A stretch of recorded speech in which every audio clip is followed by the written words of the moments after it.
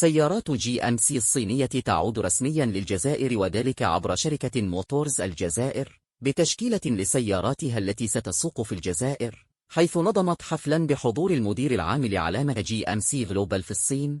الدي صرح أن مركبات GMC التي ستدخل السوق في الجزائر وتتميز بجودة عالية وتقنيات متطورة وتصميم عصري من مصنع العلامة GMC الأخضر في الصين. فهذه العلامة رائدة في صناعة السيارات الكهربائية. كما كشفت سارة شويدر المديرة العامة للشركة أن فتح الطلبيات للزبائن سيكون بداية يوم الأحد المقبل 4 فبراير بقاعة العرض حسيبة بوعلي. وأضافت أن هدف الشركة هو تسويق أكثر من 15,000 وحدة من مختلف المركبات لا النفعية البيك أب ولا الشاحنات والحافلة بأسعار تنافسية هي الأرخص في مدتها في السوق الجزائرية. وأضافت أنه سوف يتم تدشين قاعات عرض في مختلف ولايات هذه السنة حسب عرض المدير التجاري لعلامة سيارات GMC الصينية. والتشكيلة الكاملة للمركبات التي سوف تسوق في الجزائر هي سيارات بيك أب في غوص والشاحنة كارينا غابليس وحافلة كوستر.